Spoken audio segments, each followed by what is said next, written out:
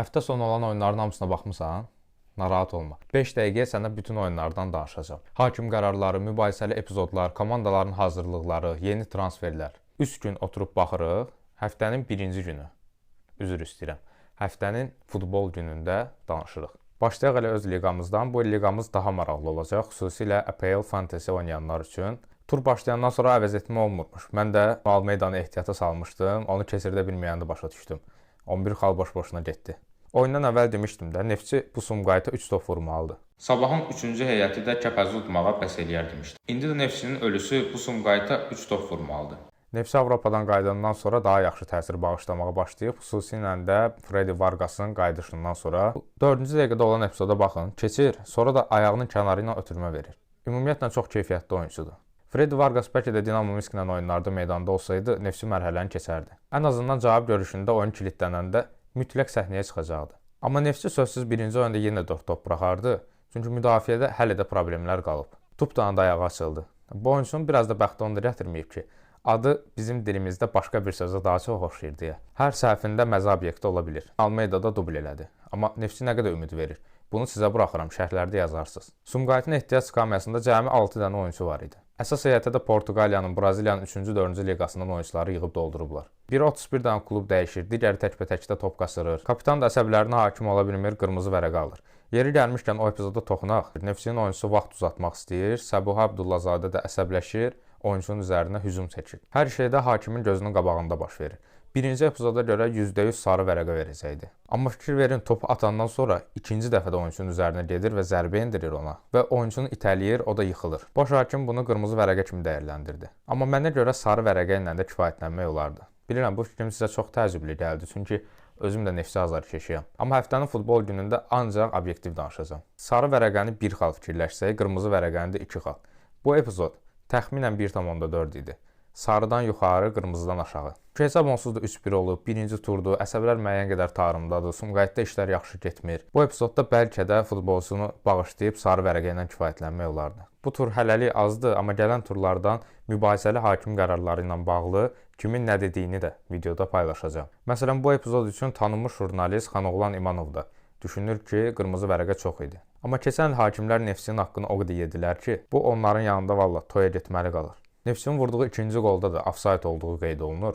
Bu epizodun birincisinə baxanda artıq ofsayt olmadığını görmüşdüm. Əgər onların çəkdiyi xəttə güvənmirsinizsə, gəlin özümüz də təxmini bir xətt çəkərək baxaq. Hər halda heç qırmızı vərəqəni də saymasaq, hesab artıq 3-1 idi və Neftçi Sumqayıtdan qat-qat yaxşı oynayaraq layiqli 3 xalı qazandı. Turan Liqanın açılış oyununda öz meydanında Qəbələni məğlub elədi. Tovuz azarkeşlərinin gözləri aydın olsun, artıq onlar da onlayn bilet ala biləcəklər. Oyundan kənar bir məsələyə də toxunum, sonra qayıdaq oyuna. Bu klub həqiqətən də vətənpərvərliyi ilə, milliyyətçiliyi ilə seçilən klublarımızdandır. Şəhid ailələrinə biletlər tamamilə pulsuzdur və biletin üzərindəki bir yazı da çox diqqətimi çəkdi.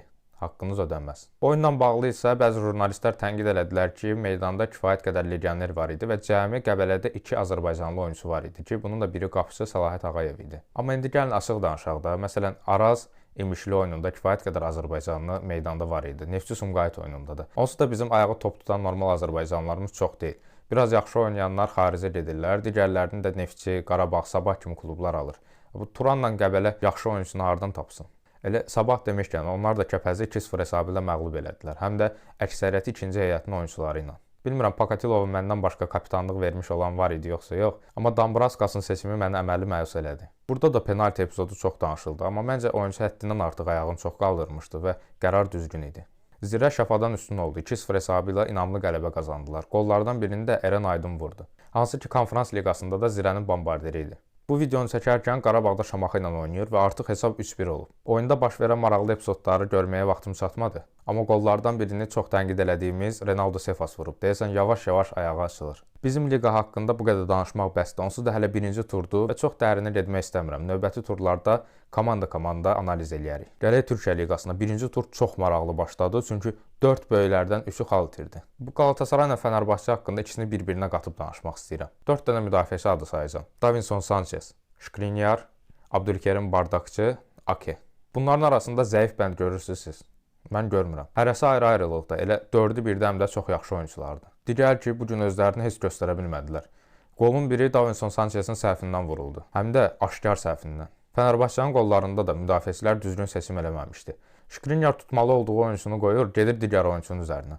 Tonguya da qalır boş, ötürmə gələn kimi hesabı bərabərləşdirir. İkinci qolda da Aki gecikir. Qapıcıdan da danışmağa dəyməz. Heyətində Ederson olsun, Mert Günok olsun. Düzdür, birinin xəstə olduğunu yazıblar, digərinin də zədəsini. Amma bu boyda komanda tarix setinə qalmamalıdır axı. Heç Galatasarayın 36 milyonluq qapıcısı da o qədər yaxşı təsir bağışlamadı. Keçən mövsüm onu ödənən pulları artıqlaması ilə çıxartdı, razıyam. Amma tez özünə gəlməsə Galatasaray hələ çox problem çəkəcək. Hacı İsmailin də əlinin altında Greenwood var, Lukaku var, Vedat Muriç var. O da deyir yox ki, yox da, Oğuz Aydınla, İrfancan Kahveci ilə başlayacağam. Başa düşürəm, yeni transferlər komandaya uyğunlaşmaq üçün vaxt keçməlidir. Amma sən transferləri eləmirsən 1 ay bundan qabaq. Hələ də bu oyunçular niyə hazır deyil? Vedat Muriç girəndən sonra oyun biraz sürətləndi. Amma ümumi baxanda hər iki komandanı hələ ki bir nəfər daşıyır. Birində Osimhendi, birində Talisca. Fənərdə Levent Mərcanın da oyunu xoşuma gəldi. Bilmirəm, İsmail Kartal mövsümün sonuna qədər onu əsas heyətdə meydana salar, çətin məsələdir. Amma mütləq yoxlamaq lazımdır. Beşiktaş 3 xalı 1 qolla qazandı. Düzdür, bu 3 turu lider bitirməyə bəs eləmədi, amma əsas rəqiblərindən aralanmaq çox vacib idi. Ötən mövsüm bar-bar bağıranda ki, Sərgən Yalçın baş məşqçi deyil. Bəzi Sərgən tərəfdarları deyirdi ki, yox, Sərgən bizi çempion edib, elə məşqçidir, belə məşqçidir. Talyona gələndən 5 oyuna çıxıb 5-ini də udub. Heç birində də komanda top buraxmayıb.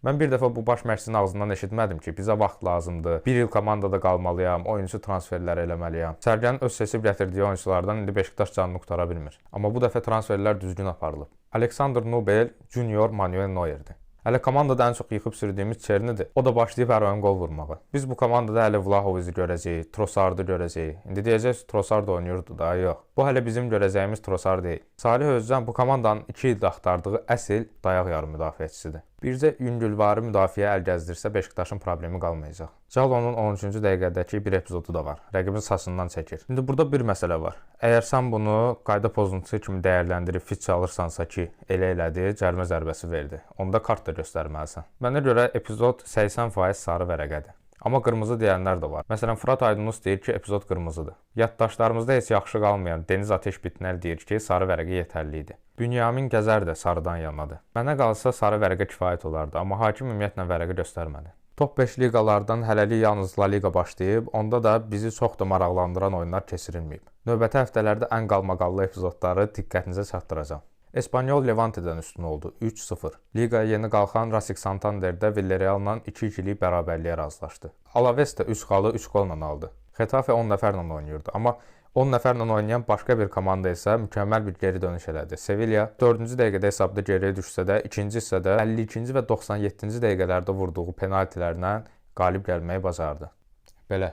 Bu hələlik test buraxılışı idi. Necə olacağını yoxlamaq istədim. Gələn həftədən hər liqanın ən maraqlı oyunları haqqında həm fikirlərimi bildirəcəm, həm tanınmış şəxslərin fikirlərini səsləndirməyə çalışacağam. Bir də mübahisəli epizodlara çox toxunacağıq. Bəyəndinizsə, bəyənib, şərh yazıb paylaşmağı unutmayın. Nəzərinizə çatdırım ki, hər bir şərhi tək-tək oxuyuram və daha da təkmilləşdirmək üçün çalışıram. Minnətdaram, sağ olun.